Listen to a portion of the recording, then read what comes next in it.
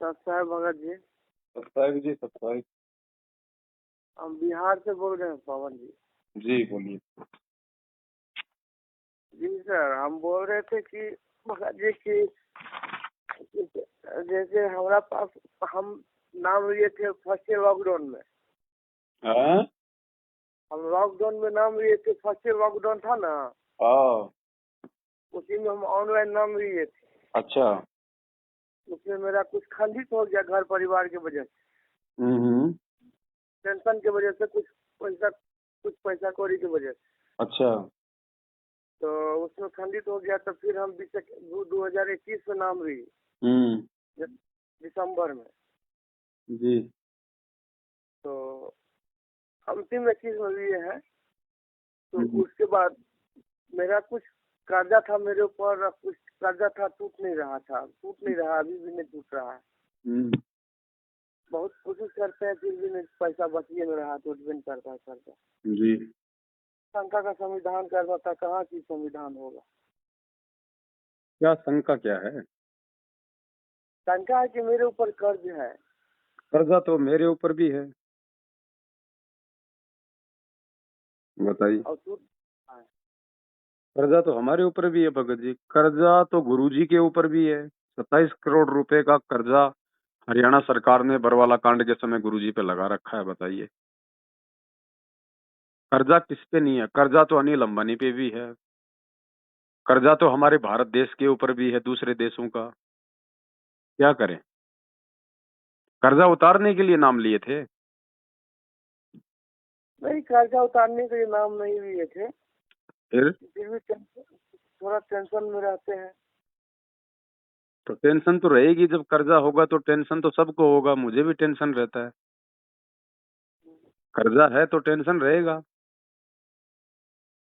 अब टेंशन कम होगा परमात्मा की भक्ति से, कर्जा धीरे धीरे उतरेगा परमात्मा की भक्ति से, भक्ति बनेगी मर्यादा में रहने से, और मर्यादा बनेगी सतलोक आश्रम मैनेजमेंट हरियाणा का साथ छोड़ने से और साध संगति से जुड़ने से। नहीं, तो तो बताइए। मेरे पास भगत जी आए थे पटना से, दो ठो, तो वही आपके बारे में बोल रहा था कि ऐसी ऐसी बात है। परसों आए थे, हाँ तो बोले। हम बोले ठीक है, हम पवन भगत जी से बात करेंगे। अगर ऐसा होगा तो जहाँ शंका का समाधान होगा, जहाँ दुख दूर होगा, वहाँ हम जाएंगे। कि जहाँ दुख होगा वहाँ थोड़ी जाएंगे। दुख तो दूर हो जाएगा, कोई बड़ी बात नहीं है, परमात्मा दुख दूर करने ही आते हैं। लेकिन दुख दूर तब होगा जब हम मर्यादाओं में आएंगे, पहले वालों की कुसंगति को छोड़ेंगे, साध संगति से जुड़ेंगे, परमात्मा से क्षमा याचना करेंगे जाने अनजाने की गलतियों की। आगे से उनको पात्रों को ज्योति पाठ और दान का पैसा नहीं देंगे, मर्यादा में रह मैं के भक्ति करेंगे। कितनी बार ज्योति का पैसा जमा किया।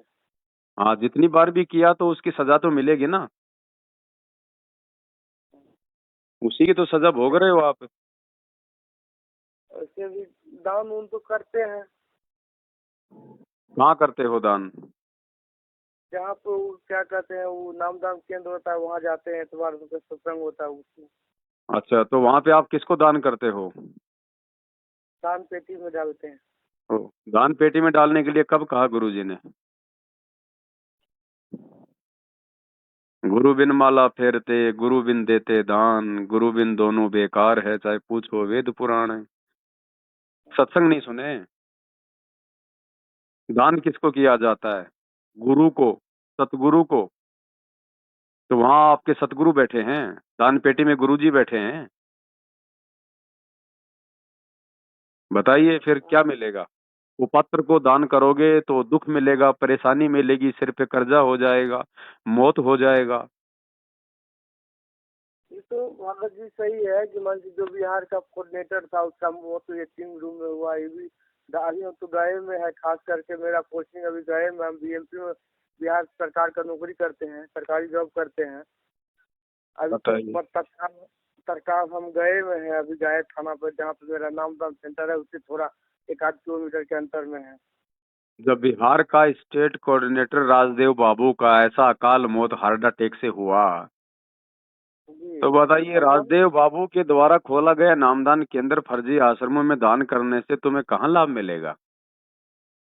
नहीं, हम तो ये भी गए में है जहाँ यहाँ इसका राजदेव बाबू का जहाँ अथी है, तो घर बताइए, है जब वो। इतना बड़ा भगत ऐसी अकाल मौत मर रहा है तो छोटे भक्तों का क्या होगा?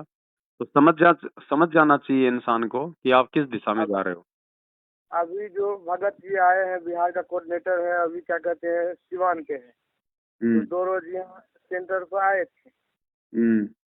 और हम ही लोग का एज का है, हम्म। तो उससे बातचीत हुआ ऐसे भी क्लियर। अभी कुछ सही बात नहीं बता रहे हैं मैनेजमेंट के द्वारा, क्या होगा नहीं होगा, गुरुजी निकलेंगे कि नहीं निकलेंगे, कि सब दिन ऐसे भक्ति चलेगा। उनको कोई मतलब नहीं है गुरुजी से, उनको मतलब है संगत को बांध के रखो, सत्संग की आड़ में दान पेटी लगा के रखो, भक्तों से दान लेते रहो, अपना घर परिवार अपने बच्चे पालते रहो, संगत को मूर्ख बनाते रहो। वो क्या मार्गदर्शन करेंगे आपका? वो खुद ही भ्रमित हैं। देखिए भैया, सरकारी जॉब करते हैं आप, जी जी भाई। फिर भी सिर पर कर्जा है। अब और अरे क्या? थोड़ा अब और क्या बिजनेस में परमात्मा थोड़ा जिला दे कलेक्टर दिए थे, बनाएगा? बिजनेस में थोड़ा दे दिए थे अपने आदमी को, 10-20-25 लाख रुपया, वो देवे नहीं किया वापस करके, तो वापस तो नहीं नहीं कर रहा ना। नहीं कर रहे। हाँ, तो क्यों करेगा वापस? क्योंकि काल ने आपको ठग लिया। काल भगवान ने हाँ, आपको दुखी करना था, आपको परेशान करना था, आप समझे नहीं। नहीं सद्बुद्धि समझ आई पाए। नहीं। सद्बुद्धि बिना सत्संगति की आएगी नहीं। गुरु जी का आशीर्वाद होगा नहीं। तो क्या होगा? दुख होगा, परेशानियां ही होगी। तो अब का विचार है? विचार क्या रहेगा भगत जी, दुख दूर हो, और सब कोई सोचता है कि दुख से मुक्ति तो या। अभी देखो, अभी मैनेजमेंट को तो आपने देख लिया, उनको दान धर्म भी करके देख लिया, उनकी संगति भी करके देख लिया, आपका दुख दूर नहीं हुआ ना। ये कहाँ दुख दूर हुआ, दुख तो दूर तो हो उनको गया। छोड़ना पड़ेगा। छोड़ना पड़ेगा तो हम बहुत भक्ति, इसके बिना दूसरे भक्ति में मन भी नहीं लगता है भगत जी। है? इसके बगैर दूसरा गुरु जी को जैसे जैसे भक्ति करते, दूसरा दूसरा मंदिर मस्जिद में तो भगवान है ही नहीं, तो फिर हम किसके पास जाएंगे। क्यों, आपके घर में भगवान नहीं है क्या? भटकने का जरूरत है क्या? कहाँ मेरे घर जाओगे में भगवान भक्ति करने रहता के लिए? तो एक मिनट, मेरे घर में भगवान रहता तो आज ऐसा दुख होता ही नहीं। तो अगर राजदेव बाबू का घर में भगवान होता तो वो ऐसे काहे को मरता? नहीं अगर नहीं मरता।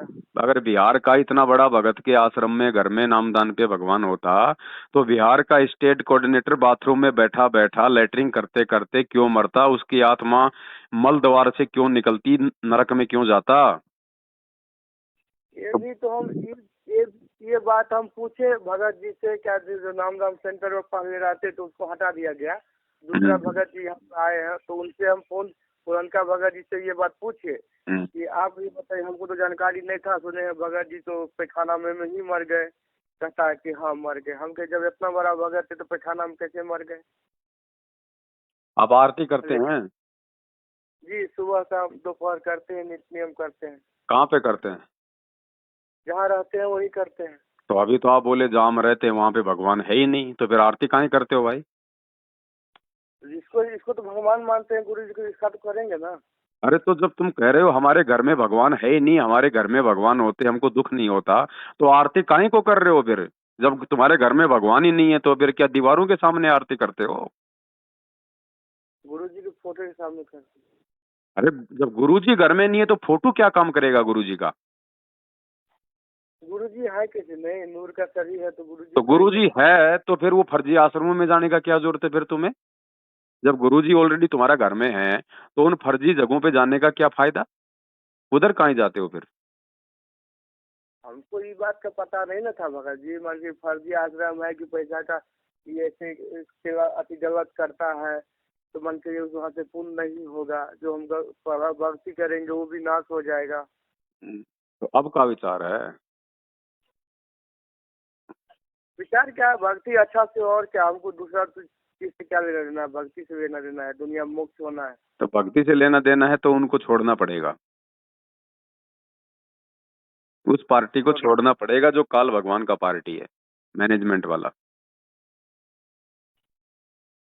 वरना भैया तुम्हारा कर्जा बढ़ता जाएगा, लोग तुम्हारी चुटिया पकड़ पकड़ के हिलाएंगे आने वाले समय में, क्योंकि मर्यादा है नहीं। बगैर मर्यादा के भक्ति बनेगी नहीं, तुम उल्टा परेशानियों में आओगे। एक दिन ऐसा आएगा फिर तुम गुरुजी को छोड़ जाओगे। अब बताओ तुम्हें क्या करना है। हम गुरुजी को कैसे छोड़ दें? गुरुजी को नहीं छोड़ सकते तो आपको मैनेजमेंट को छोड़ना पड़ेगा, एक को तो छोड़ना पड़ेगा भैया।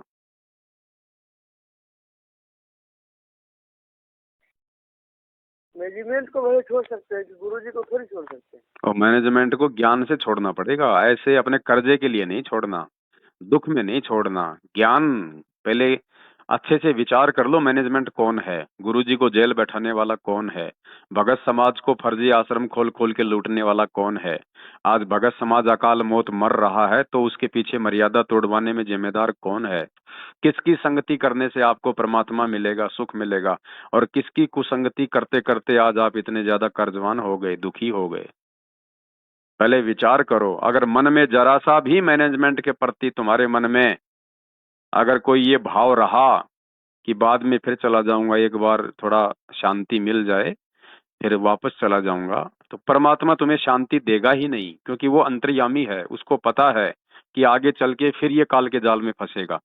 इसलिए जब तक गुरुजी जेल से बाहर नहीं आ जाते हैं तब तक के लिए यदि तुम परमात्मा को विश्वास दिला सको कि परमेश्वर जब तक आप हिसार जेल से बाहर आश्रम में नहीं आ जाएंगे तब तक हम किसी भी फर्जी आश्रम में, मैनेजमेंट का किसी भी फर्जी नामदान केंद्र पे, उनका किसी भी कोऑर्डिनेटर से, नामदान वाले से हमारा किसी प्रकार का कोई संबंध नहीं रहेगा। हम केवल विश्वास के साथ मर्यादाओं में रह के आपको अपने घर पे मान के हम भक्ति करेंगे और साथ संगति से हम जुड़े रहेंगे। अच्छे भले बुरे की जानकारी हमको मिलती रहेगी तो हम मर्यादा तोड़ने से बचेंगे, और किसी भी कुपात्र को हम ज्योति पाठ और दान का पैसा नहीं देंगे आपके अलावा, जब तक आप नहीं आ जाएंगे। तब तो भैया परमात्मा तुम्हें थोड़ा बहुत कछु राहत दे सकत है, अन्यथा ये कर्जा तो बढ़ता ही चला जाएगा। कर्जा तो बढ़ ही रहा है। हाँ, अभी कर्जा बढ़ रहा है, कल को शरीर में कष्ट बढ़ेगा, फिर क्या करोगे। शरीर में तो कष्ट, सुबह सुबह गिर गए, गोड़ टूट गया। गिर गए ना सुबह सुबह, सुबह सुबह गिर गए, गोड़ मचक हो गया। अभी कछु टूटा नहीं, कल को टूट भी सकता है। अब देख लो सरकारी बाबू, क्या करना चाहते हो।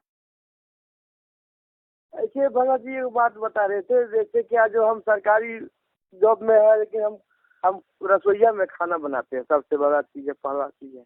तो इसमें होता है क्या, फर्स्ट नाम लिए थे तो सेकेंड नाम में हमको बड़ी कष्ट हुआ, तो पूछा गया कहाँ कहाँ फोन किया गया, दूसर का नाम जल्दी दे नहीं रहा था। तो हम बोले देखिए हमारा मजबूरी है खाना बनाना यहाँ फोर्स है, सरकारी कर्मचारी है, उसका हम सबसे छोटा कर्मचारी है। तो हमारा तो उसका सबका बात सुनना पड़ता है, ये क्या खाएगा, उसके लिए हमको मीट मछली भी बनाना पड़ता है। तो ये बात हम कि अभी इसका शंका का समाधान हमको करने के लिए गुरुजी से भी तो बात नहीं हो सकता है, मिल भी नहीं सकते हैं।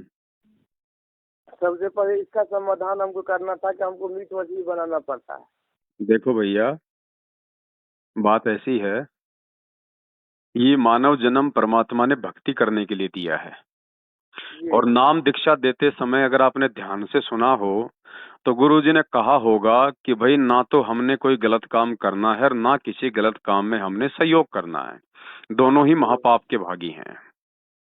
आप चाहे सरकारी नौकरी में हैं, चाहे प्राइवेट नौकरी में हैं, चाहे सेना में हैं, चाहे पुलिस में हैं, आप नॉन वेज नहीं बना सकते, आप नॉन वेज लाके भी नहीं दे सकते, आप हाथ भी नहीं लगा सकते नॉन वेज को, भले ही आपको नौकरी क्यों ना छोड़नी पड़े। अब ये ज्ञान के ऊपर निर्भर करेगा कि आप इस डिसीजन पे कितना खरा उतरते हैं। आखिर नौकरी छोड़ेंगे तो फिर हम जाएंगे कहाँ? फिर भगवान पे विश्वास करना पड़ेगा,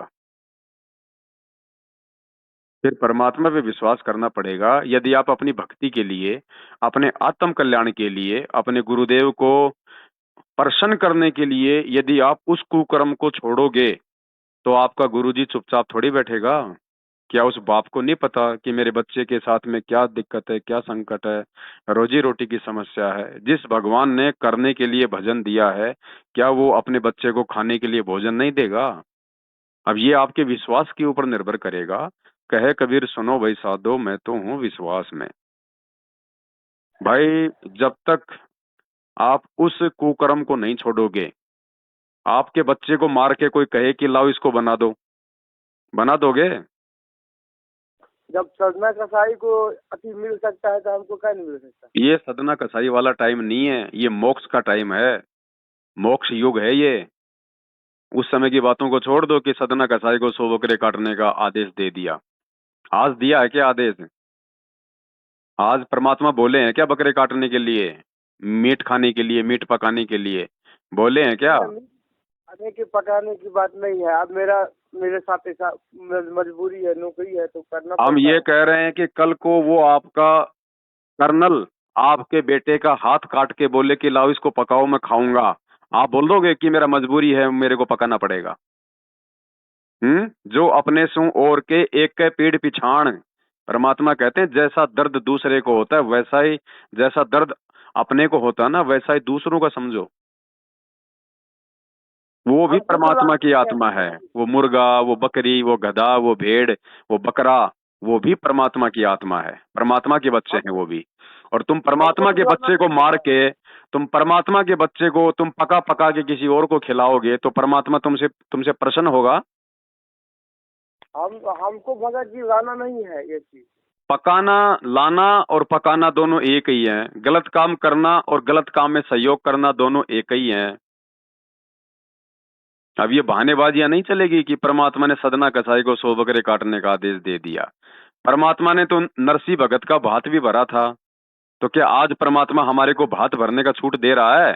परमात्मा ने तो जगन्नाथपुरी में श्री कृष्ण जी का मंदिर भी बनाया था, क्या आज परमात्मा हमको मंदिर बनाने का और मंदिर में जाके पूजा करने का आदेश देता है? परमात्मा ने तो 650 साल पहले उस गणिका बहन को सज धज के हार श्रृंगार करके टिक्की बिंदी लगा के आने के लिए कहा था। क्या परमात्मा आज माता बहनों को टिक्की बिंदी लगाने का आदेश देता है? ये बहानेबाजी नहीं चलेगी भगत जी। अब ये मोक्ष टाइम है।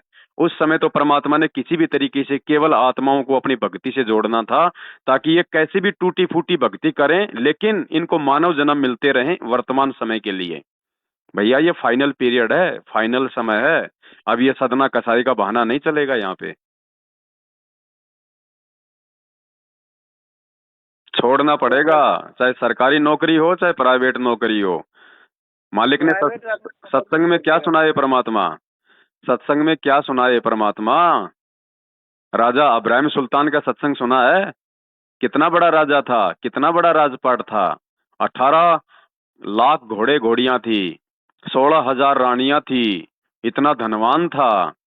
परमात्मा ने भक्ति करवाना था, उसको भिखारी बनाए कि नहीं बनाए? जंगल में लकड़ियां तोड़ तोड़ के बेच के खाया कि नहीं खाया? तुम नहीं तोड़ सकते? तुम नहीं तोड़ सकते क्या? तुम ऐसा कोई मजदूरी नहीं कर सकते क्या? उस कुकर्म को छोड़ के क्या और क्या दुनिया में नौकरी नहीं है क्या? या सारी दुनिया सेना में जाके गधे कुत्ते बकरे पका पका के ही अपना पेट पाल रही है?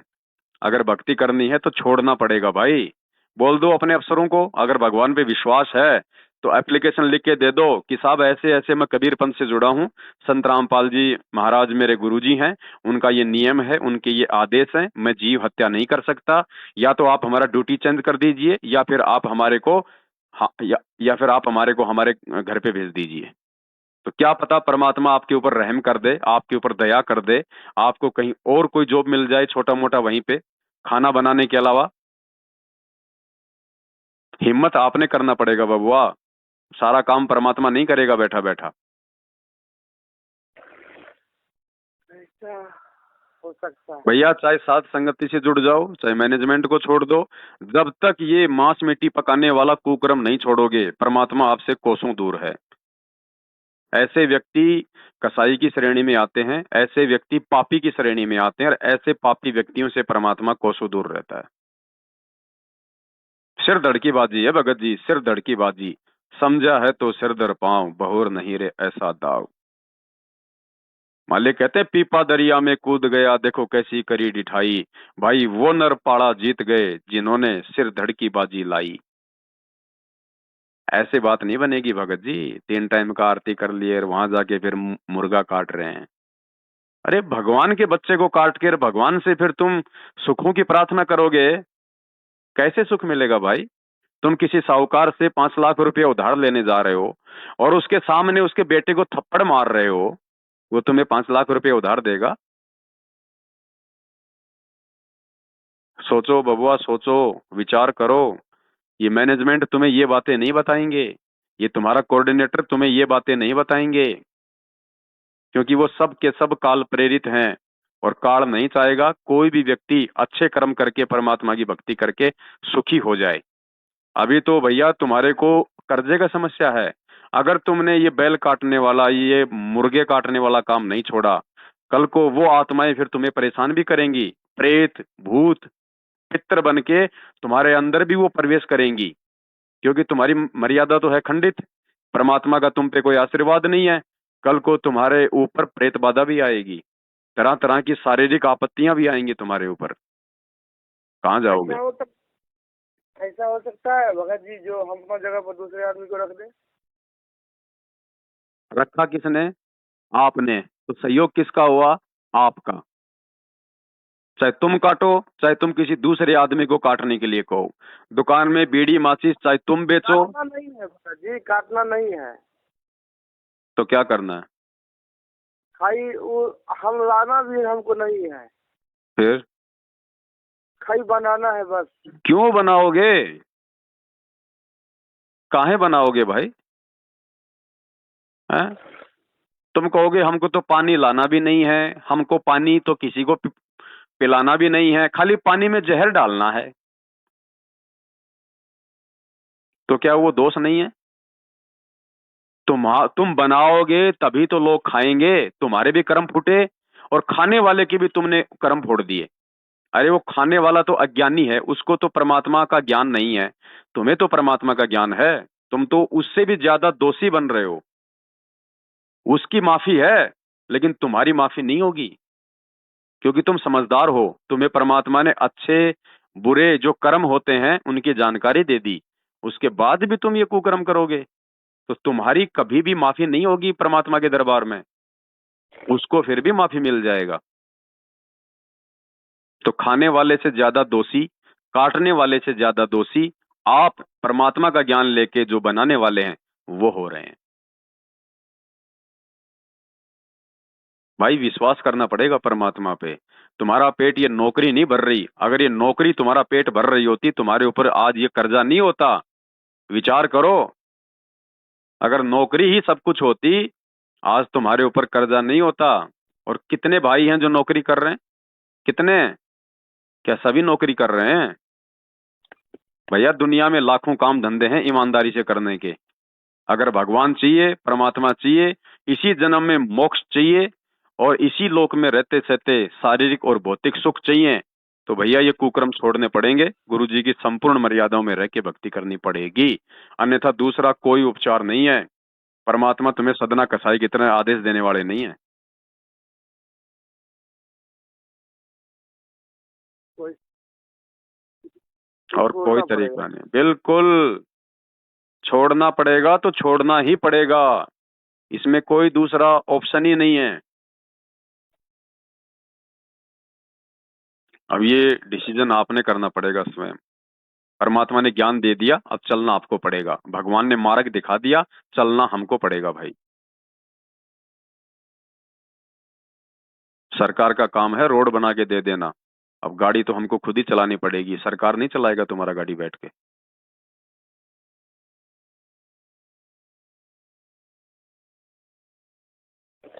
ठीक है भगत जी। ठीक है भगत जी, सत्ता है। सत साहेब, जय हो बंदी छोड़ की।